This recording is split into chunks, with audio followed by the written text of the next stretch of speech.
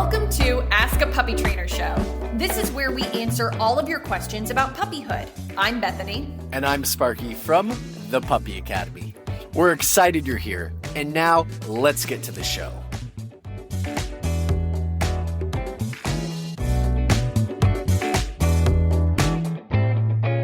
Hello, welcome to Episode 224 of 224 Ask a Puppy Trainer Show Live. Bethany. This is Sparky. This is my daughter, Evelyn. It's Take Your Child to Work Day. No, not really.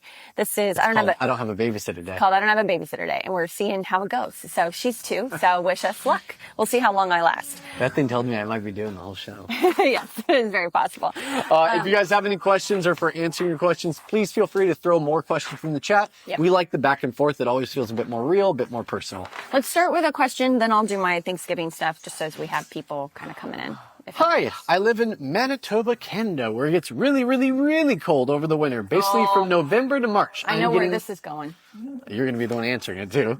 I'm getting an 8-week-old Cavalier King Charles. Actually, a pretty good breed for that. Yeah. In a few weeks, how should I go about potty training outside in such extreme conditions? He would need to get into a coat and boots before heading out, and I don't know if he'll be able to hold it for the whole process. And on extreme cold days, like negative 30 degrees Celsius, it might be downright dangerous for him to be out there with the risk of frostbite in literal minutes. Advice. Which one do you want? Okay. You're going to need a couple different things. You're going to need probably... Okay, hold up. I got to, order mine. Okay. I know what you're going to talk about. He loves to talk about this. Because we don't deal with that. Really well. Because we've seen it on video. Okay, so one, I think you guys probably got to do some potty pad training just to get prepared for when it's negative 30, and for safety reasons, you literally can't go out there. So I do some kind of crate rotation or playpen rotation where my dog's in the crate for a portion of time, enough to start kind of creating some need to go potty. That's what the whole crate is for with potty training. When they feel the need to go potty, which is usually for a young puppy, 8 weeks old, probably about an hour to an hour 15. We're paused over here. I'm going to give it 1 second, guys. Looks like we lost Instagram. There we go. Okay, we're back up. So I'm going to give about maybe an hour to an hour 15 inside the crate for an 8-week-old puppy, maybe even less. You got to gauge what your puppy's hold time is. When they come out of the crate, it's my job to show them when and where to go. So if it's a really young, tiny puppy, they probably wouldn't be able to hold it. I would pick them up, still probably clip on a leash because I'm going to kind of go to my potty pad area. I go to my potty pad area, I set them down. My personal preference, and we do it here at Puppy Academy, is I set up a little 4x4 playpen, so it's got the 4 panels, and I literally just It's very small. It's small. It's the width of your potty pad. It's literally the exact width of your potty pad.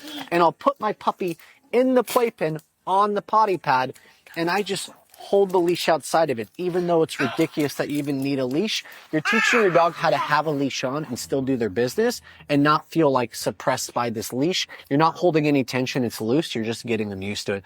I would probably be practicing that multiple times. If you want it.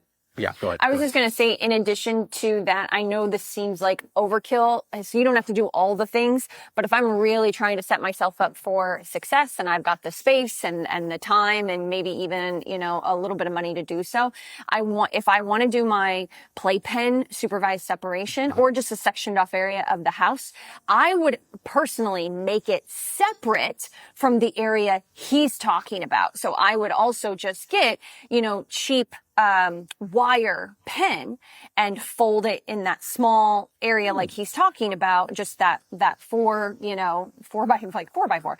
But basically you would just put a potty pad and then put a few in the corners so there's overlap, and that would be pick up, put puppy in their potty area. He goes pee. Good job, puppy. Here's a piece of food.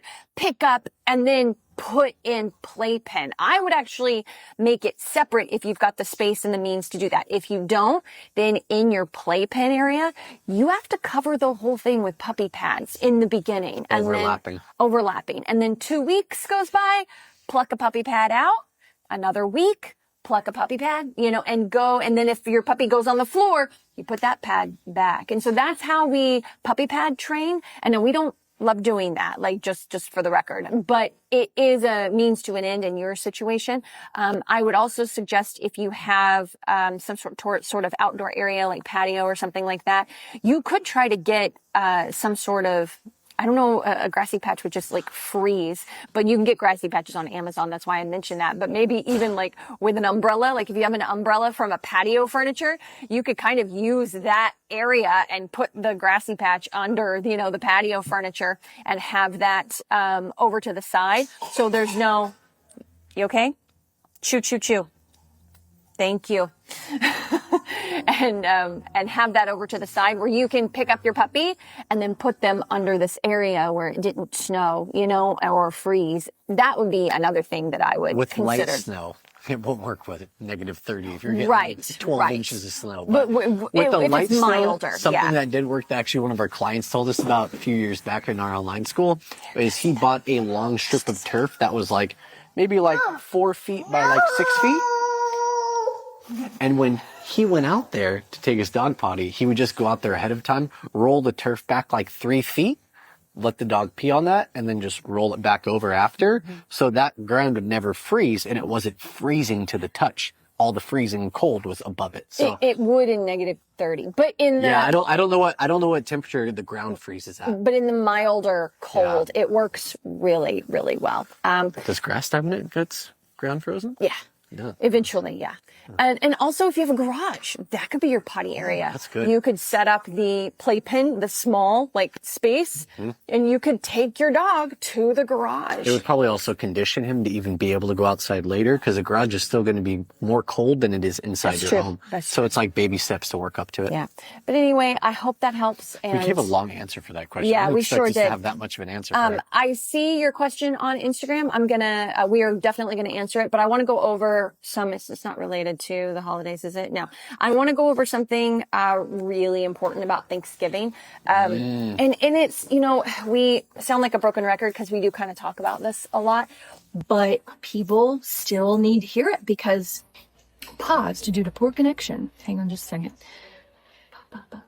people still need to hear it because we get the question And all we the get sick time. dogs every year. Yeah. And so for me, it's like everyone thinks that, you know, Thanksgiving, my puppy can be out with everybody and gets to say hi to everybody and it'll be so much fun. But what actually ends up happening is, okay, you have, you want more pouch, is you end up having, and you want down, you end up having a very overstimulated puppy.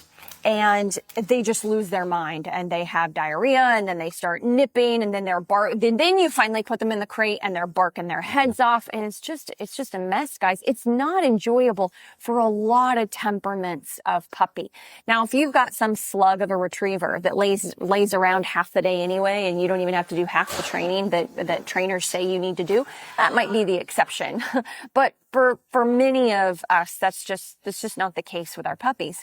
And so I just kind of want to give you guys permission and also kind of encourage you to, even if you're working on people coming to the door, just for tomorrow, you know, crate your puppy when everybody's coming in initially. And then have your puppy come out. If you don't normally pick them up because you're working on training, good, but you could pick them up, take them to go potty, then bring them in. And if you want to work them for 10, 15 minutes, you're not the host, full focus on the puppy and food training, and then going around to everybody, letting them say hi, reeling them back in, sit, food, food, food, letting them go out and say hi, come, reeling them back in.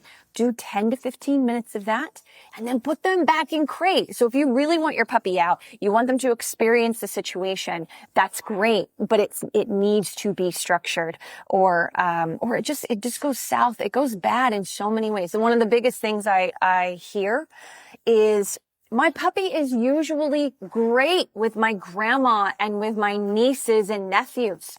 Like, they've met before. They're usually great. And it's a 1-year-old puppy. But during Thanksgiving, it jumped up and scratched grandma. And then it nipped my 3-year-old nephew in the face and actually, you know, bruised him. It didn't bite him. It's not aggression, but it's overstimulation. And that's up to you guys to set your dogs up for success. It's very, very common. We hear it all the time. And then Pause to do the poor connection. Sorry, TikTok. This happens a lot with it. Everyone's on Instagram today. yeah. Everyone's on vacation. Yeah, there you go. Not on the road. They're all on the road. It took me forever to get here today. Hey. So anyway, I just want you guys to just keep that in mind when it comes to Thanksgiving, and don't overpressure your dogs, and it don't feel like they need to be out the whole time. Older dogs too. We're just talking about puppies because it's a puppy show. But I just want to say my piece. I had a client text me last night, and I'm actually going to have them rewatch this whole video because I want them to have your take instead of just mine. And they had grandpa come over to the house, and they've had kind of random people come over. They've done a lot of training as people have been coming in. They have a large family as well.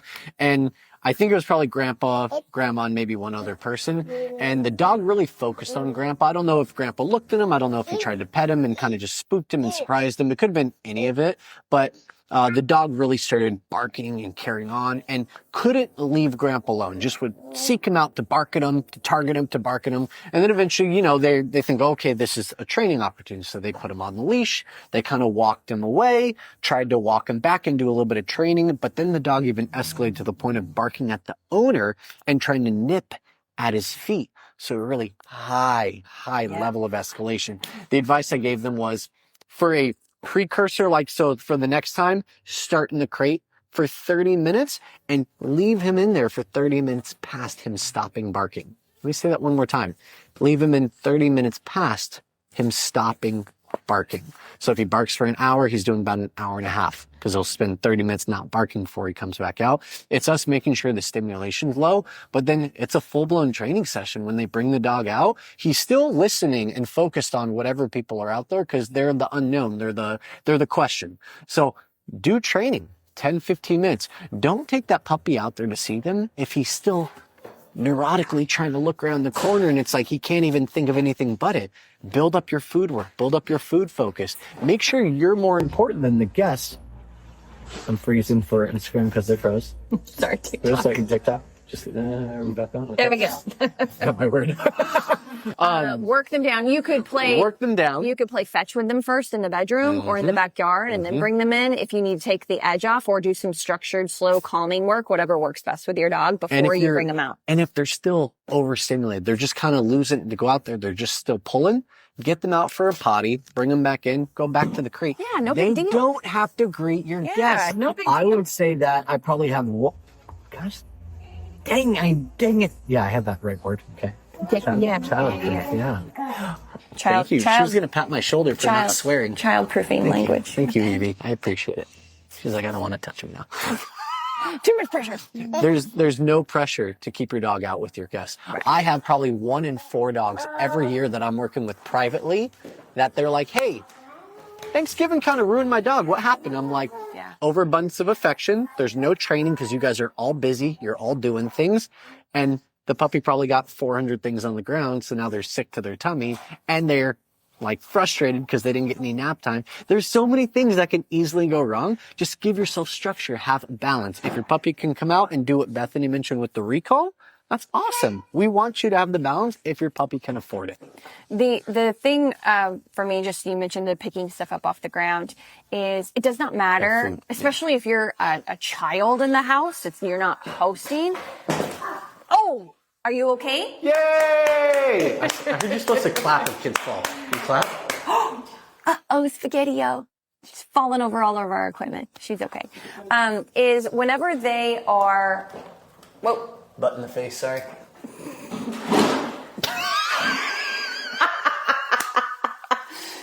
No big deal. No big deal. Just a toddler falling over everything in the background. Thank you, Ricky.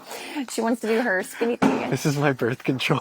This is not birth control. This is awesome. I love this. It's fun stuff. This is not the bad stuff. If you think this is birth control, you are so in trouble if you do have a child. This is the cute stuff. Anyway, so for me, obviously, especially if you are one of the kids of the family, your parents and uncle is not going to listen to you to not feed the dog. And it's just so detrimental to their system. They're not used to those types of foods. But everybody kind of knows that already. I'm going to go one step further and remind you guys of cleanup. in all the trash cans. And then you just let your puppy loose because, you know, people are leaving or people have already left and you've got cooked bones in the trash can. Your dog has never bothered the trash can before, but they've also never been so tempted. And they're still going to be a little overstimulated because they know a bunch of people were there, even if you didn't let them out and you just kept them away because you're all drinking and having fun, which is totally fine, of course. But I had a client, this was like a decade ago, where never got into the trash can before. Day after Thanksgiving, they go out into they did throw some away, but they didn't throw like the main trash bin away because there was still some stuff in that. Dog was loose in the house. It was like a 1.5-year-old, really good temperament, little pity. And, the issues were never inside. They go for their Black Friday, like, you know, out into the world, like some of you crazy people. I know. Americans are nuts about their Black Friday. You guys are so weird. I have an 85-inch TV because of Black Friday. So, yeah, online, but not actually leaving the home. Y'all are crazy. How else do you fight people in a main box store? I bet you do like Black Friday. Yeah, I bet you do. You're going to be on an Instagram video one of these days of like throwing the elbows to the old ladies and like, no, it's mine.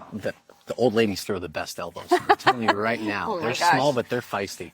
Okay, anyway, and he got into the trash can, and he got sick. He had to have his stomach pumped because he got bones. He got all the things. And then, after that, he would never leave the trash can alone again. So they had never done crating except when they were doing potty training. And this dog had been out for months, never any issues with the trash, and now targets trash constantly. They get it once. They never give up because it just tastes that good. Same thing with dogs who break out of crates. They break out once successfully. Yeah, and then they'll hurt themselves. Yeah, you gotta get like an impact crate after that. Yeah. Okay, I'm gonna try to stay in here and help with this question, and if not, I'll exit. She's about headed. All right. She's doing fine. She is. No, she's doing good, but she's real close. Don't pull that out. Don't pull out your pigtails. They're adorable. Don't pull them out. Thank you. All right. Lima Arce, no idea. LaMarcy. LaMarcy? LaMarcy. Okay, LaMarcy. That sounds pretty. All right, anxiety is 4-month-old Dachshund Beagle puppy. That's an interesting mix. Yep. Yeah. We have pick it up.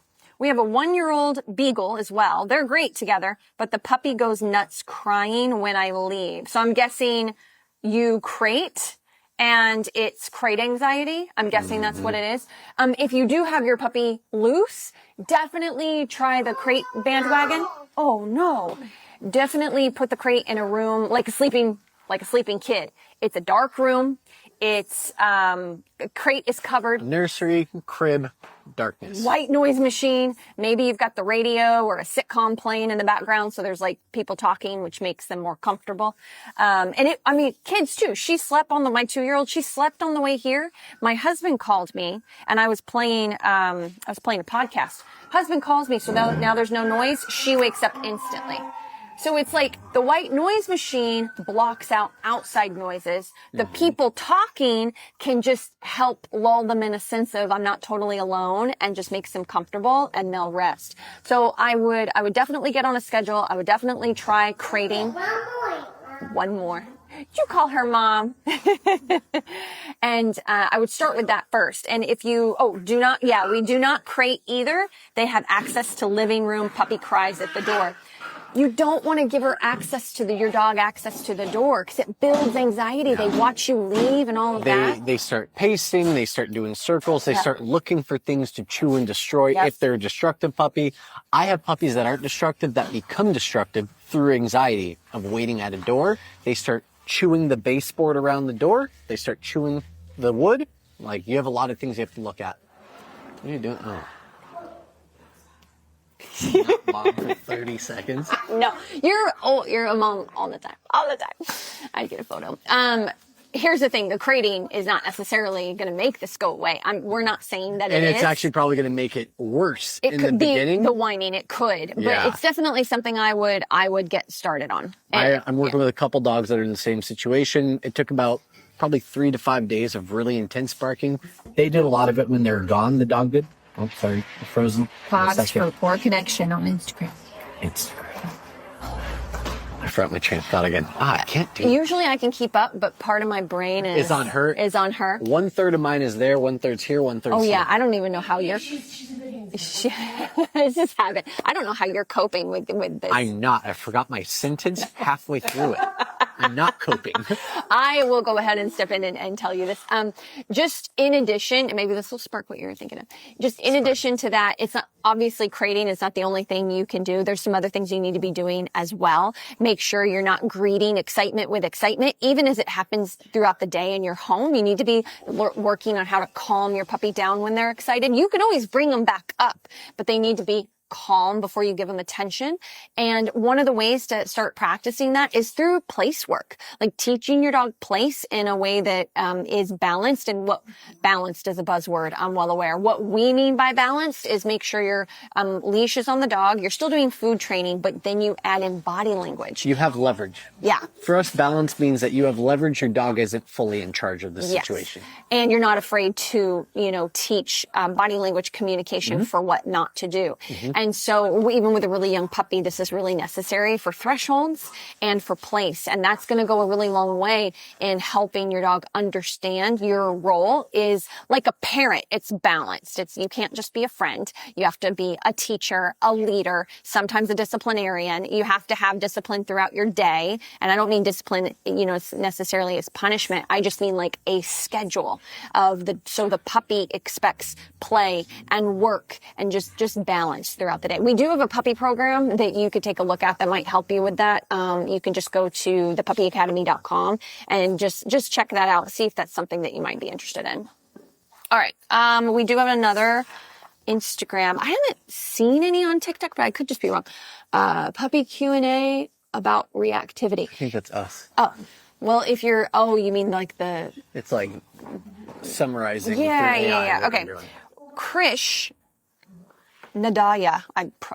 There's no way that's Why right. do you have to do the I'm handles? sorry, because it sounded beautiful. Not when I said it, but it looks like it sounds beautiful. When an ideal puppy routine for a 15-week-old puppy. Oh, what's an ideal puppy routine for 15 weeks old? Working on potty training. They work 9 to 5. We do have someone could check on the puppy twice a day. What's an ideal puppy routine? 9 to 5 twice a day. You'd still probably have to do a playpen setup. Yeah. I don't think, what was the age? Well, people come twice a day. Yeah, to but let what's them the out. age? 15 weeks. 4 months. You probably could get about a 2 to 3 hour hold time. You could for crate, Yeah. yeah. So if you I thought you want to do this one or you want me to? Well, I was thinking they meant training. No, I think they want Puppy structure routine, like potty training. Like, what's their routine going to be when they leave for work? Their dog has to be able to go out and pee and do.